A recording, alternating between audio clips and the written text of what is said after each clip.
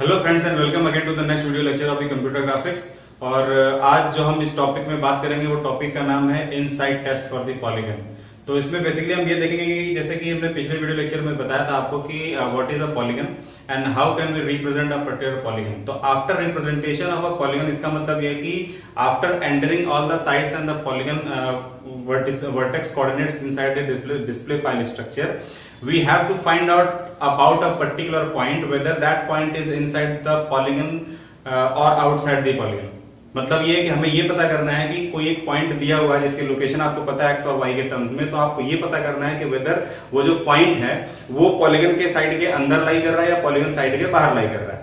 तो for this thing we have two approaches, for this thing we have two approaches और we have to test for finding out a particular point is outside or inside the polygon। So the first approach is even odd method, और जो second approach है वो हमारे पास है winding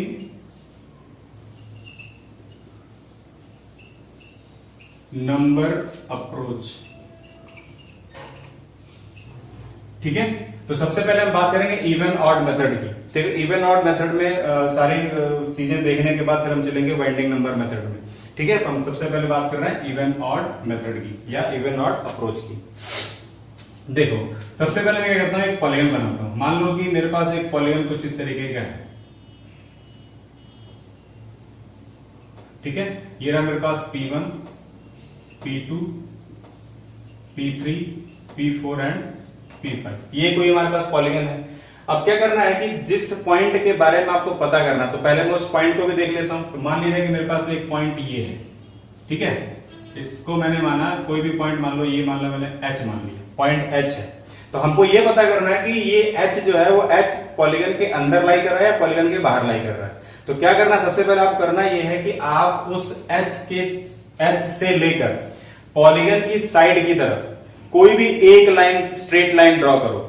किसी भी direction में सिर्फ एक स्ट्रेट लाइन ड्रॉ करनी है आपको। जैसे मान लीजिए मैंने क्या किया, यहां से एक स्ट्रेट लाइन ऐसे ड्रॉ करनी है इस तरीके से। ठीक है, स्ट्रेट लाइन ड्रॉ किया। स्ट्रेट लाइन ड्रॉ करने के बाद फिर आपको ये चेक करना है कि जो आपने स्ट्रेट लाइन ड्रॉ किया है उसमें और पॉलीगन की साइड्स के बीच में कितने इंटरसेक्शंस हुए हैं।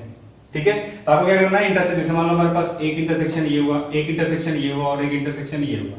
ठीक है, तो आपको ये काउंट करना है कि नंबर ऑफ इंटरसेक्शन कितने हुए हैं किसके किसके बीच में, जो आपके पास लाइन सेगमेंट अभी आपने बनाया पॉइंट से पॉलीगन साइड की तरफ, और जो पॉलीगन की साइड्स हैं उनके बीच में कितने नंबर ऑफ इंटरसेक्शंस हैं। तो अगर आप ये पाते हो कि if the number of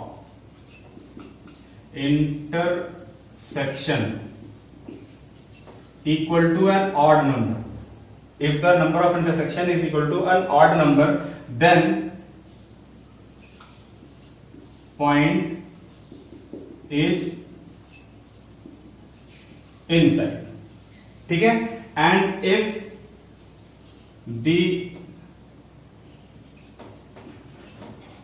number of intersection is equal to an even number, एक इवन नंबर आता है, इसका मतलब होता है कि देन पॉइंट इज आउटसाइड। ये आपको परफॉर्म करके ये टेस्ट देखना। देखो अब यहीं पे देख लेते हैं हम। जैसे मान लो हमारे पास पॉइंट ये था H से मैंने क्या किया, पॉलीगन की साइड्स की तरफ किसी भी डायरेक्शन में, चाहे आप इधर की तरफ कर लो, नीचे की तरफ कर लो, यहां कर लो, कहीं भी कर लो, आपको क्या करना है कि लाइन ड्रॉ करनी है, स्ट्रेट लाइन ड्रॉ करनी है किसी भी डायरेक्शन में, बट सर सिर्फ कितने की, सिर्फ एक लाइन होनी चाहिए, एक स्कैन लाइन होनी चाहिए। ठीक है, अब क्या करना है, आपको काउंट करना है number of intersections between the line segment जो भी आपने ड्रॉ किया एंड द पॉलीगन साइड्स। वो अगर नंबर ऑड आता है तो वो हुआ आपके पास पॉइंट इनसाइड, और अगर वो नंबर इवन आता है तो वो पॉइंट हुआ आउटसाइड। देखिए हमारे पास 1, 2 एंड 3, तो 3 इज द ऑड नंबर। तो ऑड नंबर का इसका मतलब हुआ कि point H is lying inside the polygon P1, P2, P3, P4, P5 and P1। ठीक है, अब एक काम करते हैं, हम एक पॉइंट बाहर लेते हैं। मान लो हमने पॉइंट यहां पे लिया, मान लो ये हुआ हमारे पास L। ठीक है, अब इसमें क्या करना था, मैंने फिर बोला कि एक लाइन ड्रॉ करनी है, किसकी तरफ, पॉलीगन की साइड की तरफ। अब ये नहीं कह सकते कि आप इस पॉइंट से आप इसके बाहर की लाइन ड्रॉ करो, कोई मतलब नहीं इसका। आप क्या करो, पॉलीगन की साइड की तरफ लाइन ड्रॉ करो। मान लो मैंने ये लाइन ऐसे ड्रॉ करी इस तरीके से, ठीक है। फिर क्या करना है आपको, नंबर ऑफ इंटरसेक्शंस काउंट करने हैं। तो देखो number of intersection for this line is 1 and 2। दो इंटरसेक्शंस मिले हैं, किसके किसके बीच में, ये लाइन सेगमेंट जो आपने ड्रॉ किया है इसमें और पॉलीगन की साइड्स के बीच में। तो वो नंबर कितना आया, 2। तो 2 क्या होता है, 2 एक इवन नंबर होता है। तो इवन नंबर का मतलब क्या हुआ, ये वाला, यानी इवन नंबर का मतलब the point is outside. Clear हो गया। तो इस तरीके से आप पता लगा सकते हो कि whether a particular point is inside the polygon or outside the polygon, ठीक है। अब ये सारा कुछ ठीक है, बट प्रॉब्लम तब हो जाएगी अगर आपका जो एज आपने जो ड्रॉ किया है वो पॉलीगन के किसी वर्टेक्स से होकर जाएगी, तब क्या करेंगे। तो यहां पे देख लो आप, if the line segment passes through any vertex, अगर किसी एक वर्टेक्स से वो पास होता है तो क्या होगा, देखो जैसे मान लिया जाए कि मैंने क्या किया, इसी को फिर से ड्रॉ कर दिया मैंने, ये रहा, और ये मान लिया जाए कि एक पॉइंट मेरा यहां पर है और यहां से मैंने एक लाइन ऐसे ड्रॉ कर दिया, ऐसे कोई पॉइंट में मान लीजिए P है, ठीक है। तो इस एग्जांपल में ध्यान से देखो, जैसे कि ऐसे है, एक लाइन ये बनाया मैंने और एक लाइन मैंने मान लो ऐसे बनाया, ठीक है। ये मान लो मेरे पास ये Q लाइन है। अब ध्यान से देखना, कंसेप्ट ये कहता है कि अगर कोई भी लाइन सेगमेंट जो अभी आपने ड्रॉ किया है पॉइंट से होता हुआ पॉलीगन की साइड की तरफ अगर आपने ड्रॉ किया है और उस ड्रॉइंग में क्या हो रहा है कि वो लाइन सेगमेंट पॉलीगन के किसी वर्टेक्स से होकर जाता है, तो उस केस में क्या करेंगे हम, तब आपको ये चेक करना है कि वो जो लाइन जिस वर्टेक्स को टच कर रही है, तो वो वर्टेक्स पर एडजेसेंट जो एजेस है पॉलीगन की, वो दोनों के दोनों पॉलीगन एजेस अगर उस लाइन सेगमेंट के एक ही साइड में है, चाहे अपर साइड में हो, चाहे वो लोअर साइड में हो, चाहे राइट साइड में हो, चाहे लेफ्ट साइड में हो, लेकिन अगर दोनों के दोनों एजेस एक ही साइड में है, ठीक है, तो वहां पर इसको काउंट किया जाता है इवन। क्या किया जाएगा यहां पर, ये इवन इंटरसेक्शन होगा। मैं फिर से बोल रहा हूं, आपने जो लाइन ड्रॉ किया अगर वो लाइन सेगमेंट किसी वर्टेक्स से होकर जाता है पॉलीगन का, और उस वर्टेक्स जिस वर्टेक्स से होकर जाता है उस वर्टेक्स पर एडजेसेंट जो लाइन सेगमेंट्स हैं यानी कि पॉलीगन के जो साइड्स हैं, वो दोनों के दोनों साइड्स अगर उस लाइन सेगमेंट यानी उस लाइन सेगमेंट के एक ही तरफ है, तो वो जो वर्टेक्स ट्रीट किया जाएगा उसको हम मानते हैं इवन नंबर, और ये इस इवन की वैल्यू यहां पे मान के चलते हैं 2, ठीक है। लेकिन अगर वो लाइन सेगमेंट जिस वर्टेक्स से होकर जाता है और उस वर्टेक्स पर एडजेसेंट जो पॉलीगन की साइड्स हैं वो दोनों के दोनों लाइन सेगमेंट के एक तरफ ना होके अलग अलग साइड, मतलब कि एक साइड में ना होके अलग अलग साइड में, जैसे कि ये वाला एग्जांपल लेके चलते हैं। यहां पर हमने ये पॉइंट था, इस पॉइंट से मैंने क्या किया, बाहर की लाइन ड्रॉ किया और इस वर्टेक्स से ये होकर जाता है, तो इस वर्टेक्स पर एडजेसेंट देखो ये वाली लाइन और ये वाली लाइन दोनों के दोनों इस लाइन सेगमेंट की एक ही तरफ नहीं है। तो अगर ऐसा कुछ होता है तो इस वर्टेक्स पर जो इंटरसेक्शन पॉइंट काउंट होता है उसको मानते हैं ऑड, और इसकी वैल्यू हम रख के चलते हैं 1।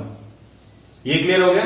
तो ये दोनों सिचुएशन ध्यान में रखना आपको, अगर adjacent lines adjacent polygon edges अगर उस लाइन सेगमेंट के एक ही साइड है, जैसे कि ये वाला एग्जांपल है, तो यहां पर हम ट्रीट करते हैं इंटरसेक्शन इवन और उसकी वैल्यू रखते हैं 2, और अगर वो एक साइड में नहीं होती जबकि अलग अलग साइड्स में है तो हम वहां पर इंटरसेक्शन पॉइंट काउंट करते हैं ऑड और उसकी वैल्यू रखते हैं हम यहां पे 1, ठीक है। अब देखो, अब जैसे मान लो मुझे Q के बारे में पता करना था, तो Q के बारे में मैंने एक लाइन ऐसे ड्रॉ की, इस तरह से ड्रॉ किया, यहां पे हमारे पास ये कैसा इंटरसेक्शन पॉइंट है, एक ऑड इंटरसेक्शन पॉइंट है, ठीक है। ऑड का मतलब क्या हुआ, ऑड का मतलब है वो पॉइंट इनसाइड है, हमारे पास एक पॉइंट इनसाइड हो गया। मैं P के बारे में बात करता हूं तो P हमारे यहाँ ऐसे हमने ड्रॉ किया, ऐसे ड्रॉ करने मतलब ये इससे होकर जाता है, यहाँ पर इंटरसेक्शन पॉइंट कितने काउंट किए मैंने, इवन। तो इवन का मतलब हो गया पॉइंट आउटसाइड है। और भी देख लेते हैं, मान लिया जाए कि मैंने एक पॉइंट यहां से उठाया और यहां से मैंने ऐसे ड्रॉ किया, ऐसे कर दिया, ये मान लिया L पॉइंट, ठीक है। अब L के बारे में देखना है, तो मैंने क्या किया, देखो यहां पे ये एक इंटरसेक्शन पॉइंट हो गया, ये हो गया मेरा वर्टेक्स। वर्टेक्स क्या है, वर्टेक्स पर एडजेसेंट दोनों के दोनों एजेस इस लाइन के एक ही साइड में है, तो यहाँ पे कितना ट्रीट होगा, ये 2 ट्रीट होगा, और उसके बाद एक इंटरसेक्शन पॉइंट ये हो गया। ठीक है, तो कितना होगा 1 2 3 और कितना होगा 4, और 4 क्या होता है आपके पास एक इवन नंबर है, इवन नंबर केस में क्या होता है पॉइंट आउटसाइड, तो हमारे पास L क्या हुआ आउटसाइड हो गया। ठीक है, तो मेरे ख्याल से ये आपको क्लियर हो गया होगा कि with the help of even odd method how can we find out the about a particular point whether it is outside और इनसाइड। अब बात करते हैं सेकंड मेथड की। दूसरा मेथड कौन सा था हमारे पास? ओके, अब सेकंड अप्रोच की बात करते हैं। सेकंड अप्रोच हमारे पास क्या था? Winding number approach. ठीक है, यहां पे क्या करेंगे हम? तो सबसे पहले मैं एक डायग्राम बना लेता हूं। मान लो कि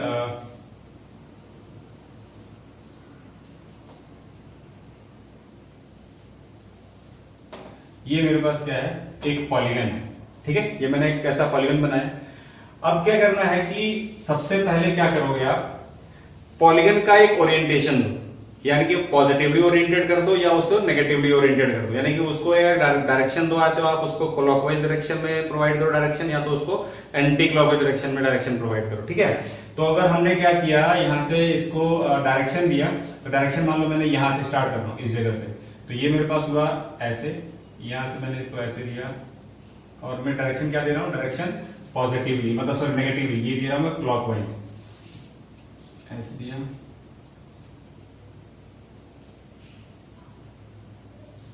ठीक है, ये देखा हमने। अब इसके बाद क्या करना है कि हर एक जो पॉलीगन की साइड्स हैं, डायरेक्शन देने के बाद हर एक पॉलीगन साइड्स को आप एक +1 और -1 एक वाइंडिंग नंबर प्रोवाइड करो। ठीक है, वो वाइंडिंग नंबर को प्रोवाइड करने का तरीका क्या हुआ, आपको ये देखना है कि जो एज टॉप से बॉटम की तरफ आ रही है, यानी कि डाउनफॉल में आ रही है, उसको देना आपको +1, यानी कि डाउनफॉल पर का मतलब ये हो गया ऐसे, तो इसका मतलब हम देना क्या है +1, और अपवर्ड का मतलब अगर ऐसे जा रही तो इसको हमें देना -1। ये हमें नंबर प्रोवाइड करना है। क्या करना है, अगर कोई भी जो पॉलीगन की एज है वो टॉप टू बॉटम आ रही है, तो उसको हमें नंबर देना है कितना, +1 अकॉर्डिंग टू द डायरेक्शन, और अगर वो नीचे से ऊपर जा रही है, अपवर्ड में जा रही है, तो उसको हमें नंबर कितना देना है, -1। तो आप क्या करो, यहाँ पे नंबर प्रोवाइड करो।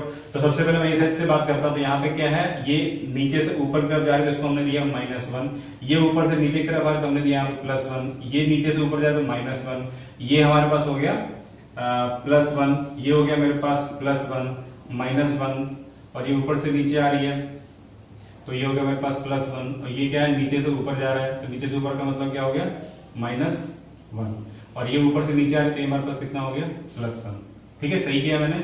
ये हो गया ऊपर की तरफ -1, नीचे से ऊपर -1, ऊपर से नीचे हो गया हमारे पास +1, फिर ये ऊपर की तरफ गया तो -1, ऊपर से नीचे आया तो +1, और फिर ऊपर से नीचे आया +1, नीचे से ऊपर गया -1, ऊपर से नीचे आया देन +1, फिर नीचे से ऊपर गया -1 और ये +1। ठीक है, करेक्ट। अब क्या करना है, अब आप उस पॉइंट को चूज कीजिए जिस पॉइंट के बारे में आप बात कर रहे हो, तो मुझे पता करना है कि वेदर ये इनसाइड है या आउटसाइड है। सपोज दैट मैंने लिया पॉइंट एक यहां पर, ये रहा मेरे पास कोई भी पॉइंट P है। ठीक है, ये पॉइंट P है, तो P चूज किया मैंने। तो क्या करना है, आपको P से पॉलीगन साइड की तरफ एक horizontal line, scan line draw करनी है। क्या करना है, जो पॉइंट आपको दिया गया है, जिस पॉइंट के बारे में आपको पता करना, उस पॉइंट से लेकर पॉलीगन साइड की तरफ क्या करना, आपको हॉरिजॉन्टल लाइन ड्रॉ करनी है। तो मैंने क्या किया, यहां से ड्रॉ किया, यहां पे लाइन देखो, ये मैंने हॉरिजॉन्टल लाइन ड्रॉ कर दी। अब क्या करना है कि आप हॉरिजॉन्टल लाइन ड्रॉ करने के बाद आप ये देखोगे कि कुछ पॉलीगन की साइड्स इस हॉरिजॉन्टल लाइन से इंटरसेक्ट हो रही हैं। अब आपको करना है कि जो जो लाइन इसमें इंटरसेक्ट हो रही है, they are actively participated in this process of finding the whether the point is outside और इनसाइड। बाकी जो साइड है जो इसे कट नहीं कर रही, वो एक्टिव एजेस नहीं है और वो इस प्रोसेस में पार्टिसिपेट नहीं कर पा रही है।